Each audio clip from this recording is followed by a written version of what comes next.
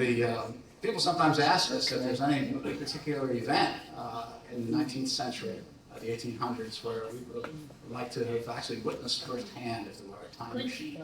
And I'll tell you, one of the places I would love to have been was in the Philadelphia Fairgrounds on July 4th, 1876. And the reason is because that was the great celebrations of the great centennial, America's 100th birthday. And that was the center of the celebrations, although there were other ones all over the country, but that was the big one.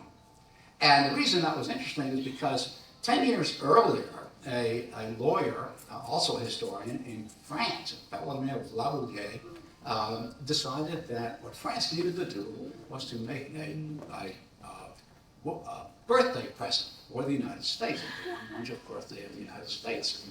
And so they collected money in France, and they hired a sculptor by the name of Bartholdi to design the statue, and an engineer by the name of Eiffel to figure out how to hold it up. And what Bartholdi designed was a statue inspired on the Colossus of Rhodes, which was an image of the Greek god Helios with a crown of spiked sun's rays on its head.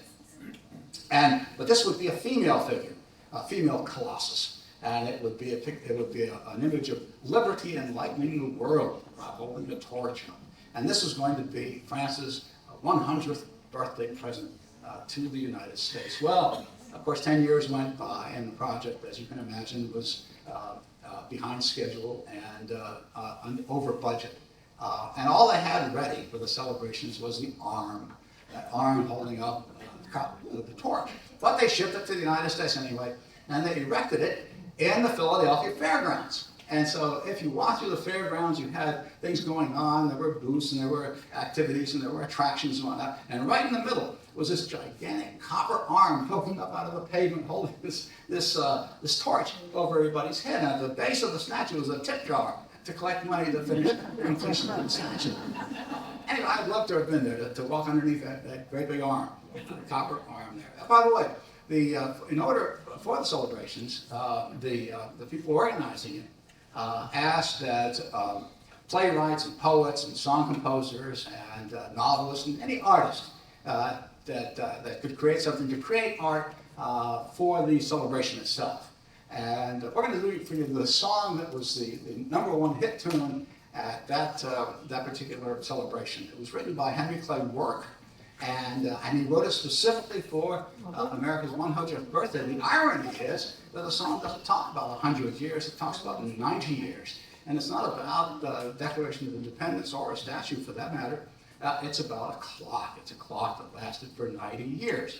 And the interesting thing to a historian is that up until that day, when that song came out and became, rocketed to #1 on the hit charts, up until that day, those tall clocks that people used to have in their parlors with pendulums swinging back and forth were called case clocks or pendulum clocks or standing clocks. But from the day that this song came out to this day, in the United States we call them grandfather clocks. And it's all because of this song. Sing along, you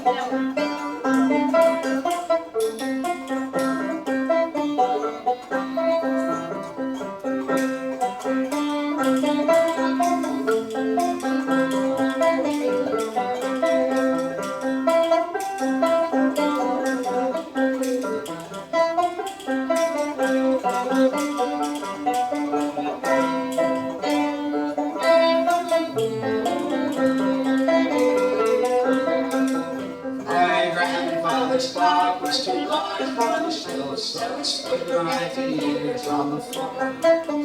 It was taller by half than the old man himself, but it didn't matter anymore. It was far more than the day that he was born. It was always his treasure and pride. But it stopped, shut, never go again when the old man died. 90 years with something new. My seconds numbering. Stop, short, never go again when the old man died.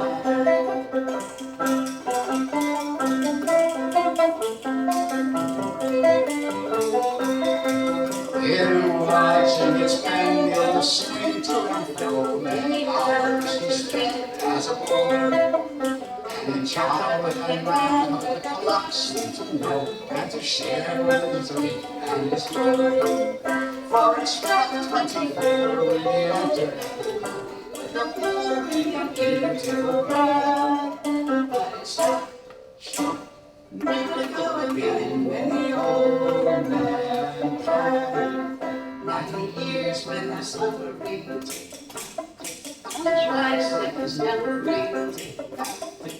Stop, short, never to go again when the old man died.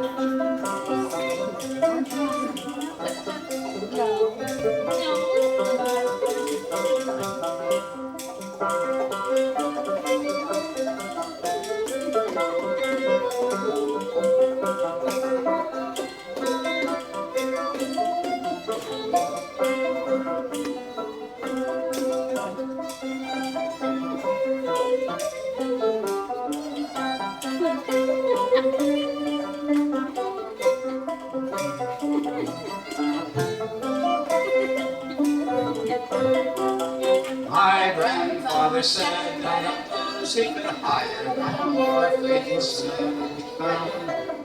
For it wasted no time and it had but one desire, and the end of to be won. So it kept to its place with no frown on its face, and its hands never hung on its side.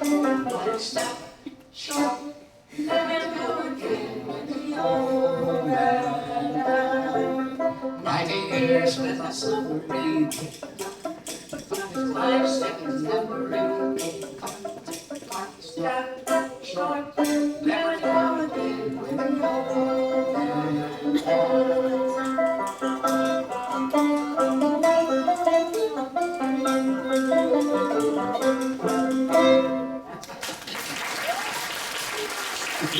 died.